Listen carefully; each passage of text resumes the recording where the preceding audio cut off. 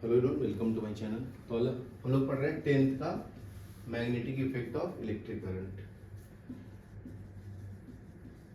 Magnetic effect of electric current. ठीक है, तो ये 10th सीबीएसई के अंदर आता है। तो नेक्स्ट टॉपिक है force on current carrying conductor in magnetic field. अगर कंडक्टर के अंदर करंट कैरी कर रहा है तो मैग्नेटिक फील्ड में रखूंगा तो फोर्स एक्सर्ट करता है। ठीक है, force on a current carrying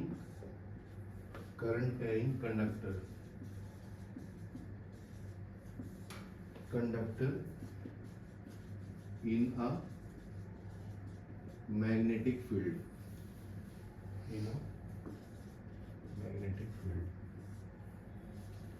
ठीक है, तो उसके लिए एक डायग्राम बनाते पहले, स्टैंड ही बनाते हैं। ठीक है, इसके थ्रू एक हैंग करते हैं कंडक्टर।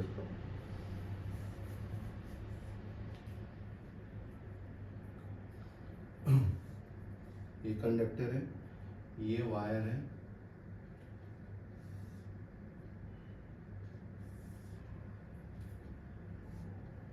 ये पॉजिटिव टर्मिनल है, नेगेटिव टर्मिनल। ठीक है, इसके थ्रू एक कंडक्टर ऐसे पास करते हैं तो करंट फ्लो होगा प्लस से माइनस की तरफ ना, ये डायरेक्शन ऑफ करंट होगा। ठीक है, ऐसे जाएगा बराबर। अगर मैं एक हॉर्सशू मैग्नेट रखूं कंडक्टर के लो ऐसे, ये नॉर्थ पोल है, ये साउथ पोल है, ये कंडक्टर का नाम दिया हूं ए बी, जो इसको हैंग किया। ठीक है, तो an electric current flowing through a conductor produce a magnetic field. तो अगर इलेक्ट्रिक करंट फ्लो होता है अगर कंडक्टर के through, an electric current flowing through a conductor produces a magnetic field.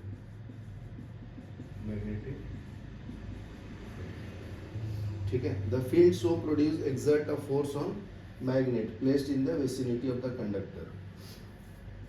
देखो, field so produced exert a force on magnet placed, तो इसको feel होगा फोर्स। ठीक है, तो देख सकते हो इसको, इसमें से करंट ऐसे फ्लो हो रहा है ना, तो इसका फोर्स जो है इसके साइड में आएगा। ठीक है, तो ये भी लिख लो, the field so produced, the field so produce exert a force on a magnet placed in the vicinity of the conductor। ठीक है, तो इसका खोज किसने किया था? एम्पियर ने। French scientist Andrew Marie Ampere suggest that magnet must also exert an equal and opposite force on the current carrying conductor. अगर ये force left hand side exert करेगा तो मैग्नेट भी एक्सर्ट करेगा राइट हैंड साइड। ठीक है, ये किसने बोला था? एम्पियर ने। तो ampere suggested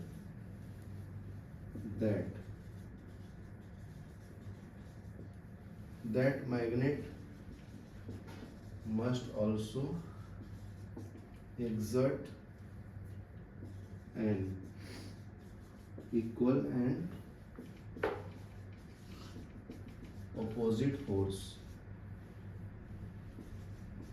on current carrying conductor। ठीक है, the force due to magnetic field acting on current carrying conductor can be demonstrated through the following activity.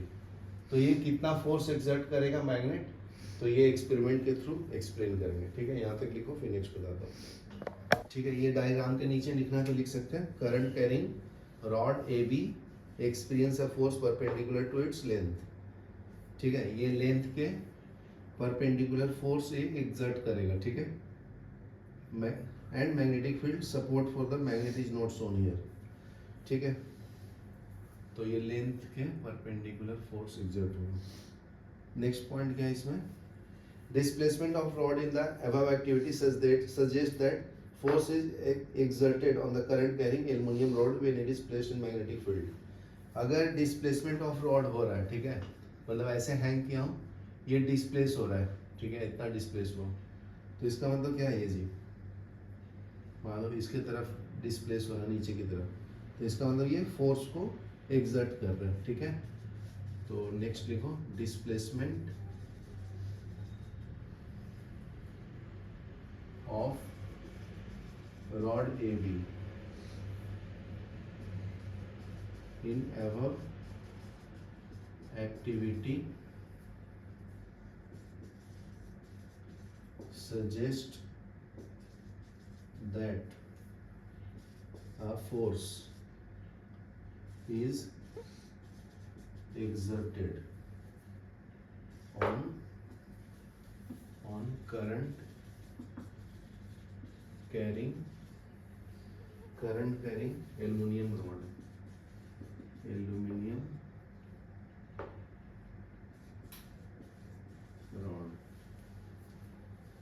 when it is placed in a magnetic field। ठीक है, तो conductor कोई भी रखेंगे तो displacement show करेगा, मतलब अपने पोजीशन को छोड़कर आगे या पीछे करेगा। It also suggest that direction of force is also reversed when direction of current through the conductor is reversed. ठीक है, अगर करंट एंटी क्लॉकवाइज फ्लो हो रहा है, अगर बैटरी का पोजीशन चेंज कर दो, ये प्लस कर दो, ये माइनस कर दो, तो इसका डिस्प्लेसमेंट मान लीजिए पहले लेफ्ट हैंड साइड था, तो अभी राइट हैंड साइड होगा। ठीक है, तो ये भी लिख लो। It also suggests that direction of force is also reversed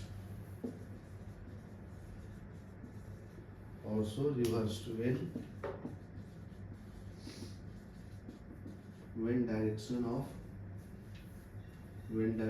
of current through the conductor is reversed। through conductor is reversed। ठीक है, नेक्स्ट पॉइंट क्या है, now change the direction of field to vertically downward by interchanging the two plates of the magnet. ठीक है, अगर ये magnet का भी डायरेक्शन चेंज करेंगे तो फोर्स का वैल्यू भी चेंज होगा। ठीक है, नाउ तो दो तरीके से हम लोग फोर्स का वैल्यू चेंज कर सकते हैं, एक बार करंट का डायरेक्शन चेंज करके और मैग्नेट का भी पोल चेंज करके। इधर नॉर्थ पोल है, ये साउथ पोल है ना, तो इसको इधर लाएंगे और इसको इधर लाएंगे तो भी फोर्स का डायरेक्शन चेंज होता है। Now change direction of field so vertically of field to vertically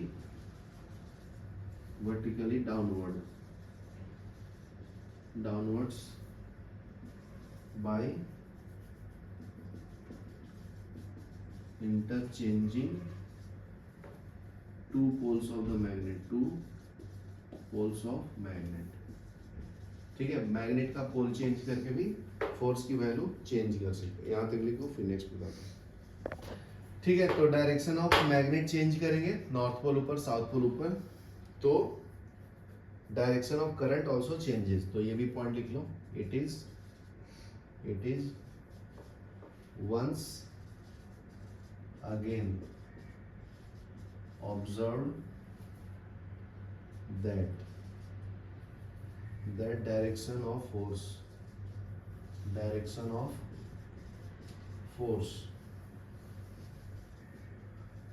acting on current carrying rod get reversed. ठीक है, तो डायरेक्शन का वैल्यू चेंज हो जाता है करंट का. It show the direction of force on conductor depend upon the direction of current and direction of magnetic field. तो इससे क्या पता चलता है कि जो फोर्स का डायरेक्शन है वो दो चीज पे डिपेंड करता है. किस पे? करंट पे और मैग्नेटिक फील्ड के पोल पे. ठीक है, तो ऐसे लिख सकते हैं ना कि force depends on direction of current and force depend on direction of magnetic field also. ठीक है, तो इसको स्टेटमेंट फॉर्म में लिख देता हूँ. It shows that direction of force on conductor depends upon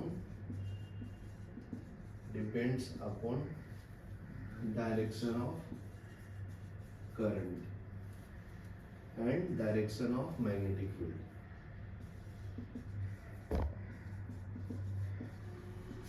Of magnetic field.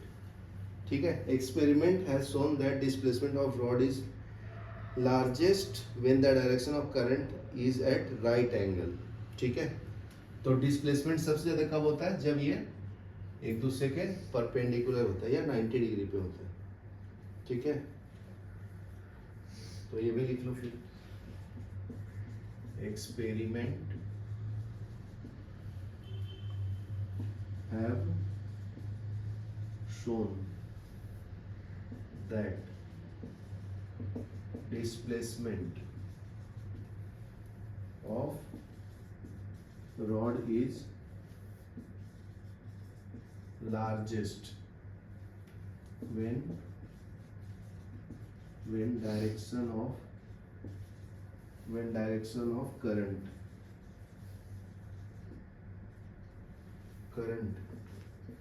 is at right angles. ठीक है, to direction of magnetic field.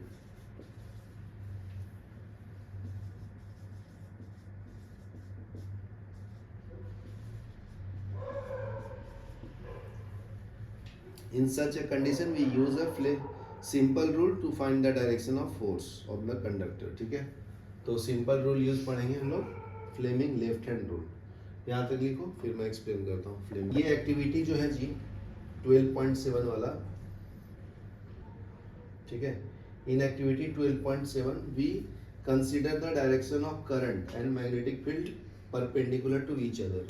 ठीक है, एक मिनट. ठीक है, देखो यहाँ पे ये दिया ना एक्टिविटी 12.7 पेज नंबर 202 में.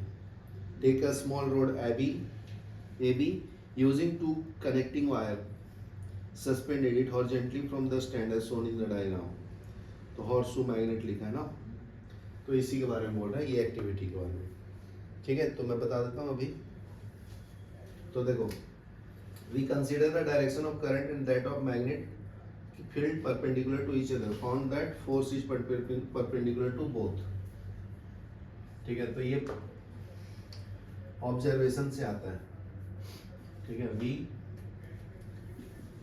कंसीडर्ड, तो हम लोग कंसीडर क्या किया कि डायरेक्शन ऑफ करंट जो है वो perpendicular to direction of magnetic field है. We consider direction of current and that of magnetic field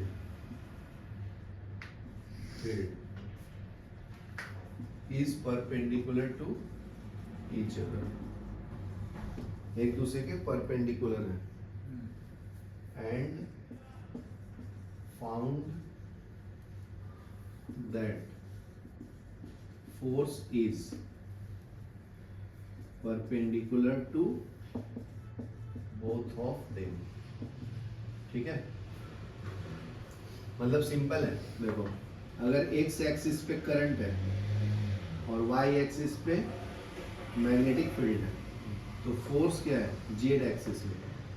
ठीक है ना, मतलब सब एक दूसरे के परपेंडिकुलर है। ये एक दूसरे के परपेंडिकुलर, ये परपेंडिकुलर। समझा? जैसे देखो ये एक्स एक्सिस हो गया, ये वाई एक्सिस और ये वाला लाइन जेड एक्सिस। समझा ना? तो एक दूसरे के परपेंडिकुलर है ना, ये इसके ऊपर परपेंडिकुलर है, ये इसके परपेंडिकुलर है। तीन लाइन बनाए, ये ऐसे परपेंडिकुलर है, ऐसे भी ड्रॉ किया तो ये परपेंडिकुलर। समझा? 3D में मूवी देखते हैं ना, X axis Y axis Z axis, इसको 3 डायमेंशनल बोलते हैं। यहाँ तक क्लियर है? 3 direction can be illustrated using a simple rule called Fleming left hand rule.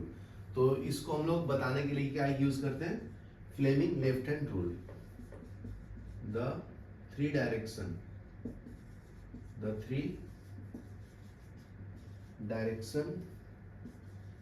can be illustrated through a simple rule। ठीक है, called Fleming left hand rule,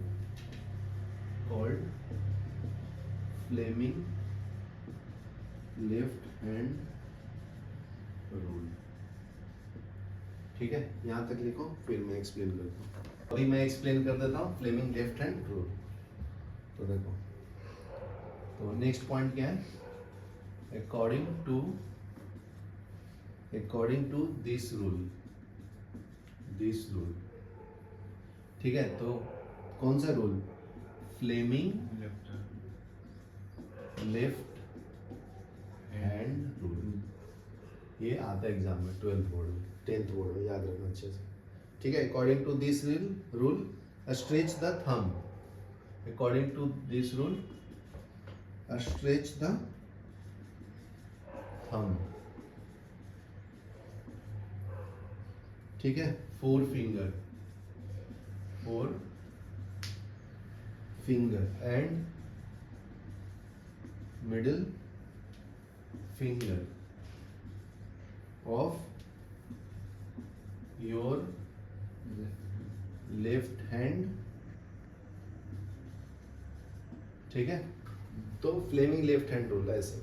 तो ये 3 एंगुली बाहर निकालना है, ये आपका थंब हो गया, ये 4 फिंगर और ये मिडिल फिंगर। तो देख सकते हो ये 90 डिग्री एक दूसरे के, ये भी 90 डिग्री है ना, ये एंगल। तो ये देख सकते हो, ये मान लो वाई एक्स एक्सिस है, वाई एक्सिस जेड एक्सिस है ना, तो एक दूसरे के परपेंडिकुलर करना है। ठीक है, तो फिर नेक्स्ट पॉइंट क्या है इसमें? Such that they are perpendicular. ठीक है, such that they are mutually perpendicular. ठीक है, तो ये तो थ्योरी पार्ट हो गया। फिर नेक्स्ट पार्ट देखो क्या बोलता है? First, if the first finger point in the direction of magnetic field. If first finger point in the direction of magnetic field.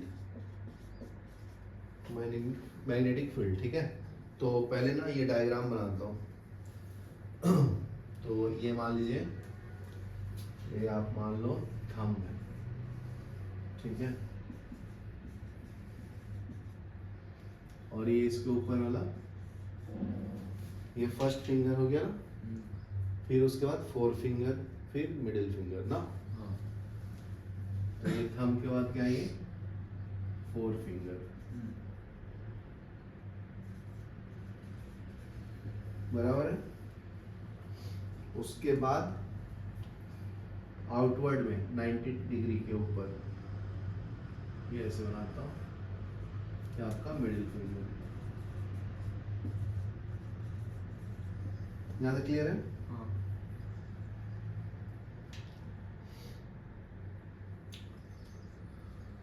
हाँ, तो नेक्स्ट पॉइंट देखो, इसमें क्या है, first finger point in the direction of magnetic field. First finger कौन सा आपका, thumb ना, point in the direction of magnetic field. दूसरा क्या है, second finger in the direction of current, second finger in direction of, किधर, direction of current, बराबर है। फिर then thumb will point in the direction of motion. तो इसको first माना है, इसको सेकंड और इसको थर्ड, ठीक है, इधर से काउंटिंग कर रहे हैं, मिडिल फिंगर, फोर फिंगर, फिर थंब ना, ठीक है। तो फर्स्ट क्या बताया जी आपको,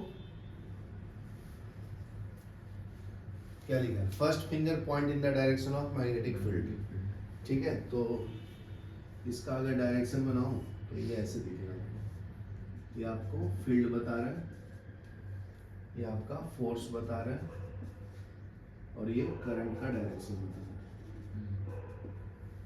ठीक है। Then the thumb will,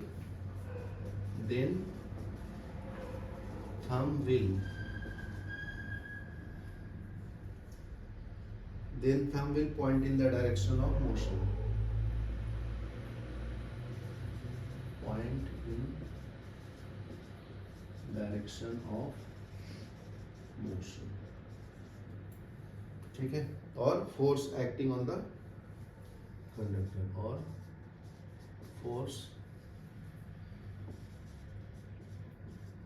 acting on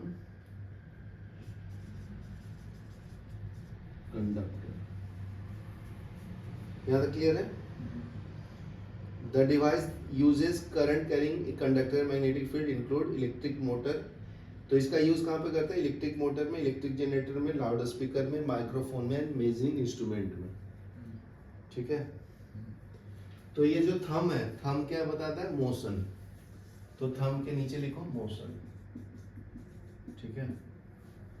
और ये आपका फील्ड हो गया, फोर फिंगर, और मिडिल फिंगर क्या बताता है, करंट, ये आपका बराबर लिखा हो ना, ये करंट हो गया आपका, ये मिडिल फिंगर, बराबर है, ये फोर फिंगर, ठीक है, और ये फोर्स बताता है ना, मोशन मतलब फोर्स बताता है। यहाँ तक क्लियर है। एक बार और बता देता हूँ, ये तीन फिंगर है, थंब आपका, फोर फिंगर, और ये middle finger. Middle finger direction बताता है, ठीक है। तो अभी हम लोग कंडक्टर बताया था ना ऐसा, ठीक है, यहाँ पे कनेक्ट किया था प्लस माइनस, तो ये ऐसे करंट जा रहा है मान लीजिए, और यहाँ से आ रहा है, बराबर ना। तो ये डायरेक्शन ऑफ करंट हो गया ना, ये डायरेक्शन ऑफ करंट बताता है, ठीक है। ये क्या बताता है, ये फील्ड, तो मैग्नेटिक फील्ड ऐसा है, बराबर। और ये क्या बताएगा, मोशन। तो ये कंडक्टर ऊपर की तरफ ऐसे डिस्प्लेस होगा ना, ऐसे करंट इंटर हो रहा है एंटी क्लॉकवाइज, तो समझा। चलो ये लिख लो, ठीक है। तो फ्लेमिंग लेफ्ट हैंड रूल कहाँ पे अप्लाई करेंगे बताओ, यहाँ पे यूजेस लिखा है ना, इसका यूज करेंगे हम लोग इलेक्ट्रिक मोटर में, ठीक है। दूसरा यूज क्या है, इलेक्ट्रिक जनरेटर में। चौथा है लाउड स्पीकर में, लाउड स्पीकर। पांचवा है माइक्रोफोन और मेजरिंग इंस्ट्रूमेंट में यूज करते हैं, मेजरिंग इंस्ट्रूमेंट। चलो ये लिखो, ठीक है। तो यहाँ पे देखो क्या लिखा है, first finger point in the direction of magnetic field. तो मैग्नेटिक फील्ड तो फोर फिंगर बता रहा है ना, तो इसको 1 नंबर डालो और इसको 2। Second finger direction of current बताता है ना, ठीक है। तो समझ गया फ्लेमिंग लेफ्ट हैंड रूल, ये डायरेक्शन ऑफ करंट बताता है, ये मैग्नेटिक फील्ड बताता है। तो ये दूसरे के परपेंडिकुलर है ना, तो अपने को फोर्स फाइंड ही करना है, तो फोर्स थंब बताता है, बराबर है। चलो ये लिख लो, ठीक है। तो देखो एक क्वेश्चन दिया है, क्या बोलते हैं, electron inter a magnetic field at right angle, ठीक है। तो ये ऐसा अगर मैग्नेटिक फील्ड है, ठीक है, ये आपका मैग्नेटिक फील्ड, ठीक है, इसको B से रिप्रेजेंट करना, पैरेलल टू ईच अदर है, यहाँ तक क्लियर है। तो एक इलेक्ट्रॉन इंटर करता है इसके परपेंडिकुलरली, इलेक्ट्रॉन, ठीक है। तो इलेक्ट्रॉन का जो डायरेक्शन है जी, ये आपका डाउनवर्ड है ना, तो करंट क्या होगा इसका फ्लो, ये इलेक्ट्रॉन नीचे फ्लो रहा है ना, तो करंट इसका ऑपोजिट फ्लो होता है, करंट आई, ठीक है। तो मतलब ये क्या बताता है, फील्ड, तो ये मैग्नेटिक फील्ड हो गया, ये हो गया ऐसा मैग्नेटिक फील्ड, लेकिन करंट तो ऊपर हो गया ना ऐसे, तो फोर्स किधर लगेगा बताओ, अंदर की तरफ, पेज के अंदर, समझा। ये तुम्हारा बी बताता है, कौन सा, ये 4 फिंगर, ठीक है। और करंट क्या हो गया, अपवर्ड, ये हो गया तुम्हारा मिडिल फिंगर, तो थंब क्या बताएगा, डायरेक्शन ऑफ फोर्स ना, तो ये इनटू द पेज फोर्स आएगा, into the page force is there, समझा, ये आंसर है इसका, लिख लो, यही पूछा था। अभी देखो पेज नंबर 203 पे इंटेक्स क्वेश्चन है, which of the following property of proton can change while it इंटर्स freely in magnetic field, ठीक है। तो मैग्नेटिक फील्ड में अगर इंटर करेगा, मान लो, ठीक है, ये मैग्नेटिक फील्ड है बी,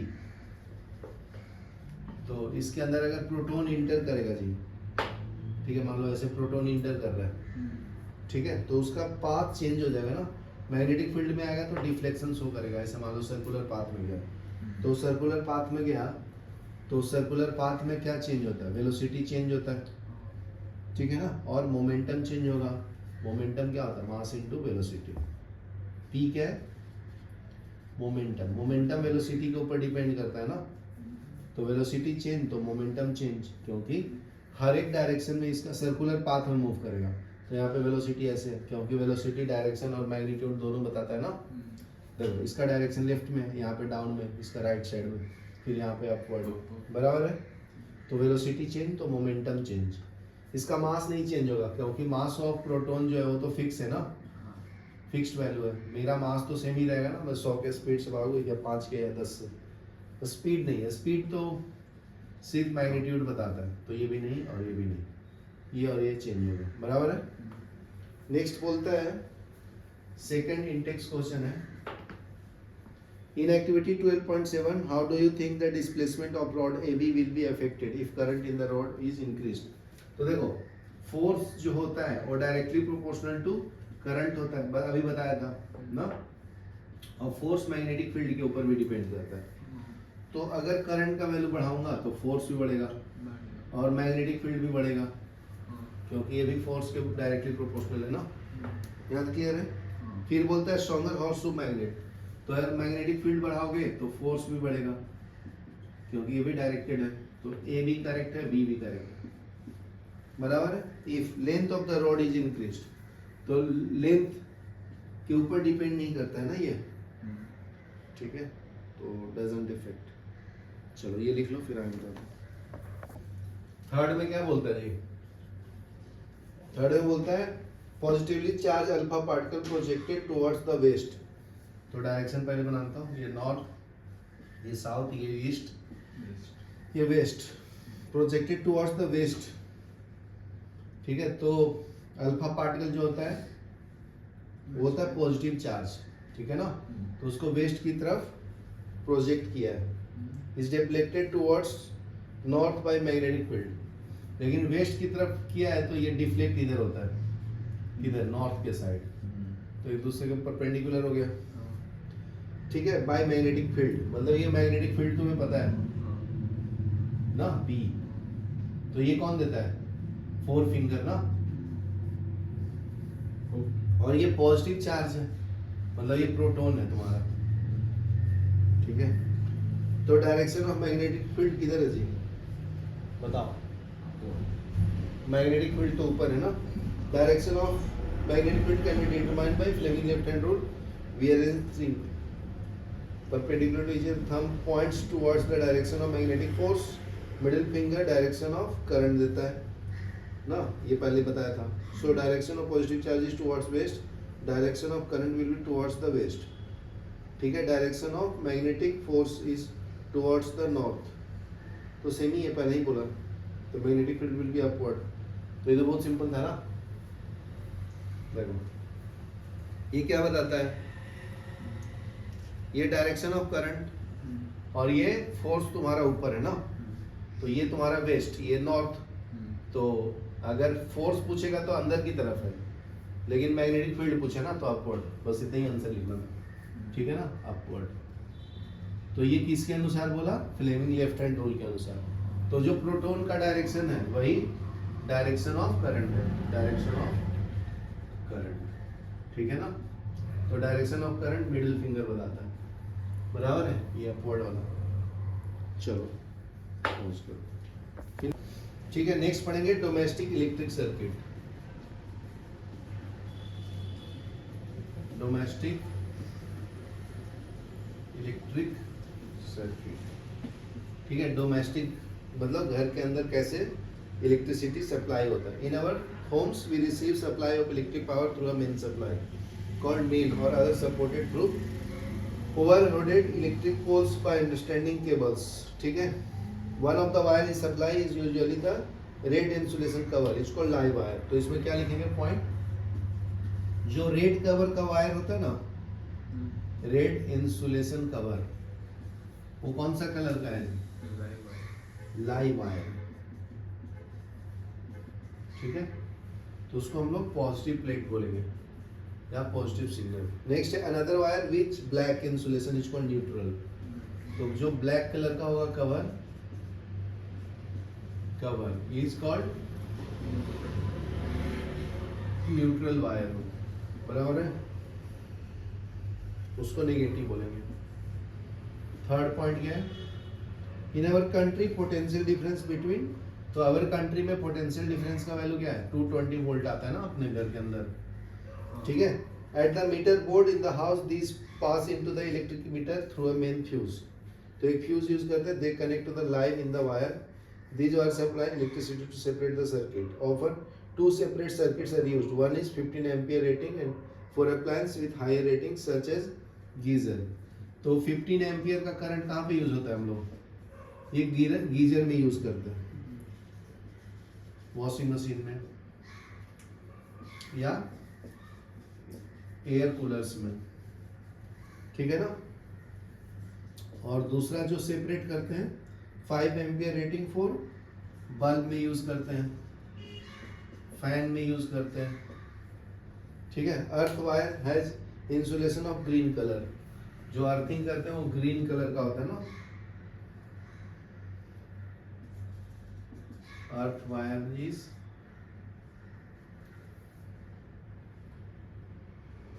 ग्रीन कलर, ठीक है. Usually connected to metal plate deep in the earth, have a metallic body. Electric press, तो ये किसके किस में दिखता है तुम्हें, अर्थ वायर इलेक्ट्रिक प्रेस में दिखता है, आयरन में, ठीक है. और किस में दिखेगा, रोस्टर में यूज करते हैं. और क्या है, टेबल फैन, रेफ्रिजरेटर,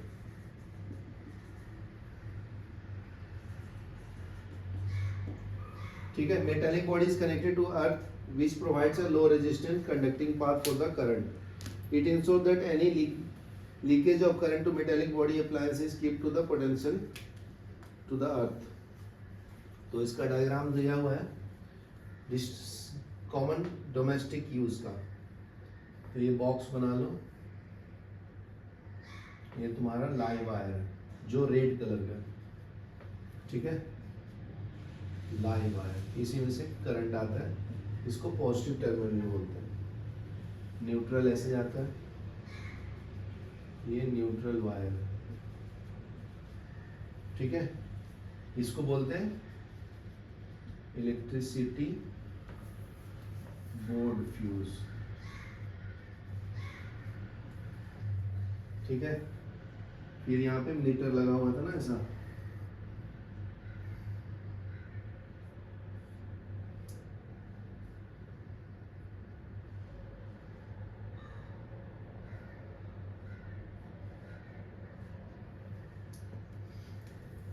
ठीक है। फिर distribution box containing main switch and fuses for the circuit. यहाँ से बाद मीटर के बाद एक मेन स्विच आता है, ठीक है, और यहाँ से इसको कनेक्ट कर दो। मीटर का रीडिंग आने के लिए इसमें से मीटर में से कनेक्शन करेंगे ना।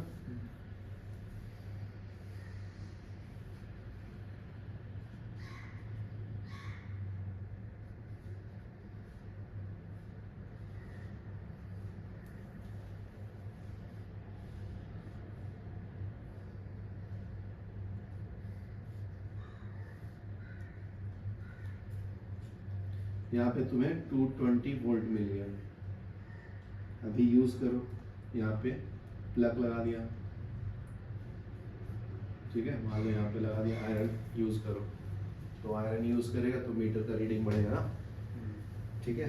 तो इसमें से एक ऊपर वाला जो होता है वो अर्थिंग होता है ना, कनेक्ट, इसको अर्थ वायर, ठीक है, ये लिख लो।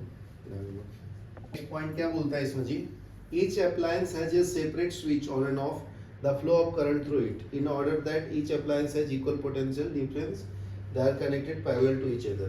ठीक है, हर एक का बटन अलग अलग है ना, ऑन ऑफ ऑन ऑफ, तो इसका मतलब पैरेलल कनेक्शन है। पैरेलल कनेक्शन बोले तो ऐसा, यहाँ एक कंपोनेंट यूज किया, एक यहाँ, एक यहाँ, जहाँ जितना जरूरत हो उतना यूज करो। Fan, cooler, washing machine, refrigerator, तो सबका यहाँ पे स्विच लगा दिया है, ठीक है ना। K1, K2, K3, K4, K4, switch को K से रिप्रेजेंट करते हैं, ठीक है। तो ये भी पॉइंट लिख लो, ईच अप्लायंस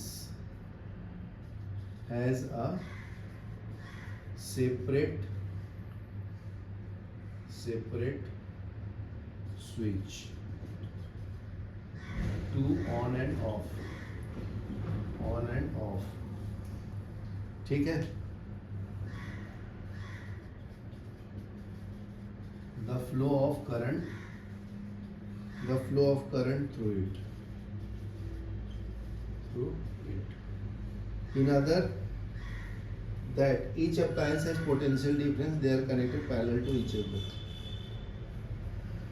ठीक है। तो हर एक का पोटेंशियल डिफरेंस सेम ही है ना, क्योंकि पैरेलली कनेक्ट किया है, ठीक है। इन ऑर्डर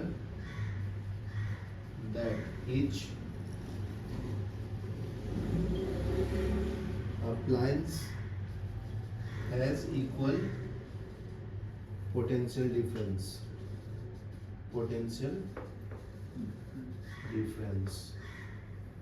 ठीक है ना। देखो सबका वोल्टेज सेम है ना, पैरेलल में वोल्टेज सेम होता है, तो वही लिखा है, पैरेलल टू ईच अदर, ठीक है। उसके बाद आता है फ्यूज लगा हुआ था, देखो यहाँ पे रेड कलर का चल रहा है ना, उसको फ्यूज बोलते हैं। तो फ्यूज के बारे में पूछेगा तो बताना कि fuse in a circuit prevents damage to the appliance, ठीक है। अगर ज्यादा ओवरलोड हो जाएगा उसके ऊपर, ठीक है, बड़ा कंपोनेंट यूज करो तो फ्यूज के अंदर एक वायर होता है, वो मेल्ट हो जाता है, ठीक है। तो ये लिखो, अ fuse in a circuit prevents damage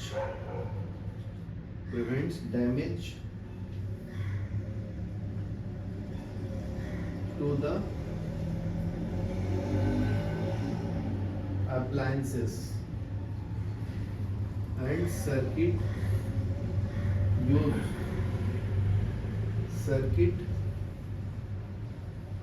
due to overloading, ठीक है। नेक्स्ट है overloading. Overloading can occur when the live wire neutral wire come into contact. तो देखो ये अगर रेड कलर वाला है और ये है ब्लैक वाला, तो ये अगर आपस में एक बार टच हो गया तो उसको ओवरलोडिंग बोलते हैं, ठीक है ना। तो ओवरलोडिंग का डेफिनेशन क्या आएगा, ओवरलोडिंग कब होता है, जब रेड वायर, लाइव वायर और न्यूट्रल वायर आपस में टच हो जाता है तब बोलते हैं, can occur when live wire and neutral wire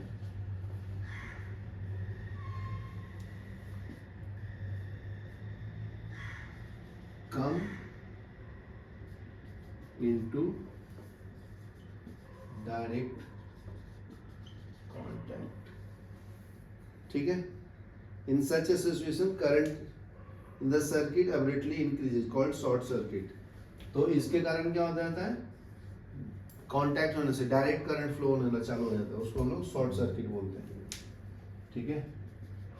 in such a situation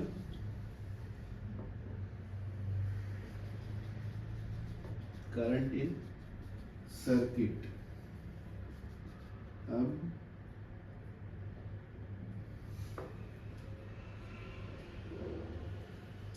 abruptly increases